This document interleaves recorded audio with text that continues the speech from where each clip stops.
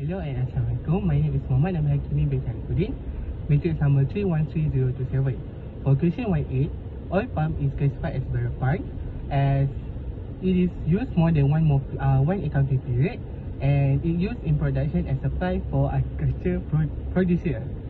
And it is classified under MFRS 116. For the measurement, we measure it at cost or we use reducing balance method. And for the fresh fruit bunches, it is a harvested fruit and it recognized as biological asset under MFRS 141. And we measure it at fair value less cost to sell. Thank you. Hi, I'm Haziq. Now I will critically evaluate the CFO's valuation approach.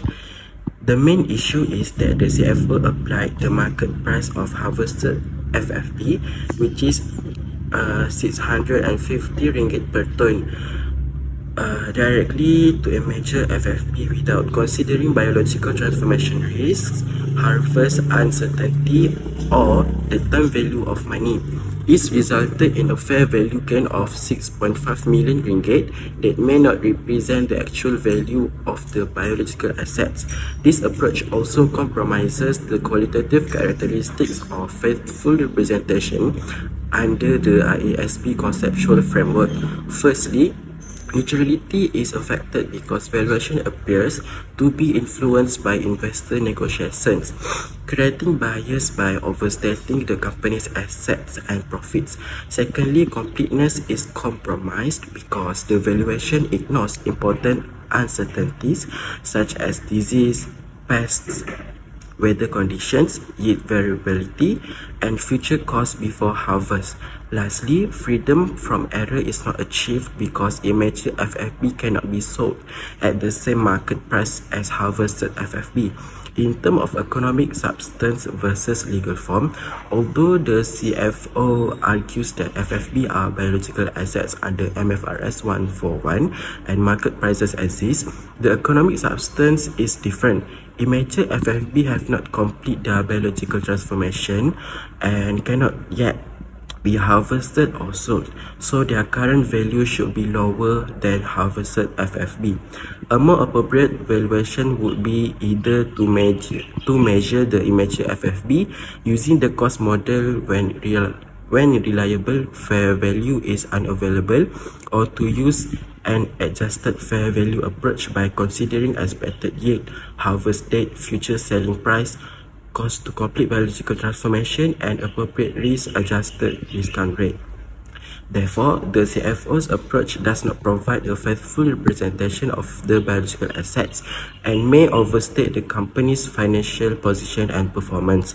Thank you. That's all from Part me. 1C, the issue is about the ethical responsibility of a junior accountant when the CFO instruct to use the full market price for immature FFV without adjustment. Following this instruction may cause the financial statement to be misleading because it can overstate biological asset and profit. This conflict with ethical principles such as integrity and objectivity. The junior accountant should first discuss the concern with the CFO and explain the correct treatment under MFRS 141. If the issue is not resolved, the matter should be escalated to higher management or the audit committee. Accountants also have a responsibility to external users such as investor to ensure financial statement provide faithful and reliable information. Hello, my name is Muhammad Solim Abdul Halim and my metric number 313034, and today I will present the accounting treatment for our real estate division, which directly reject the CFO blanket proposal. First, property 1 cannot be fully classified under MFRS 104 because the floor can be legally subdivided. We must split them.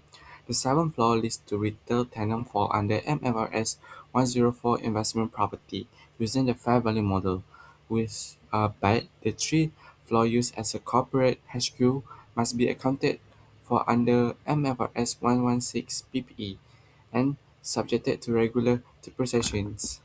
And second, property 2 is correctly classified under MFRS 104 because management is currently undecided on its master plan.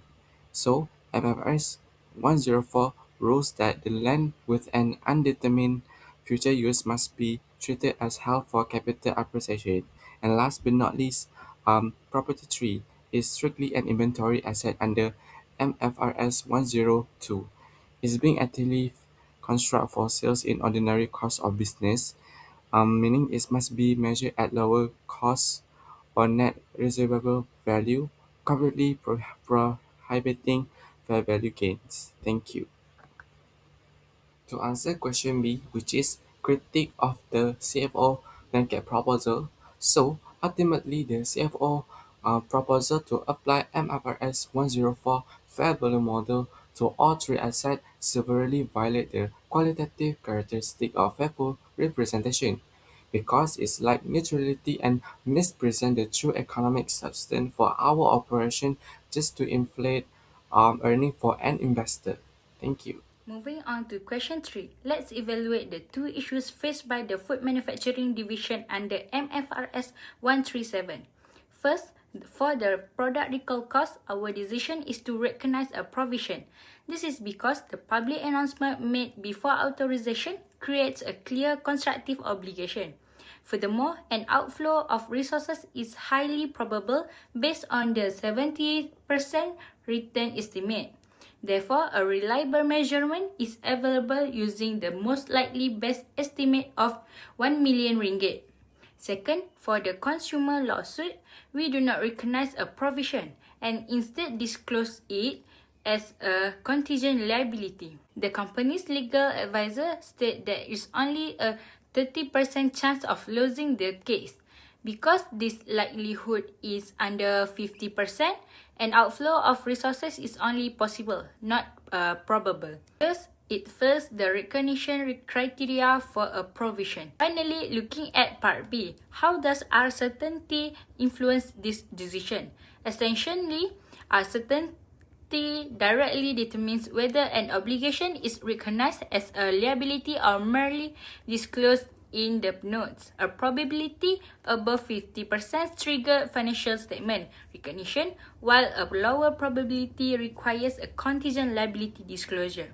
When we face range-based uncertainties, they are resolved by selecting the single most likely amount to prevent overstating or understating the financial position. Thank you.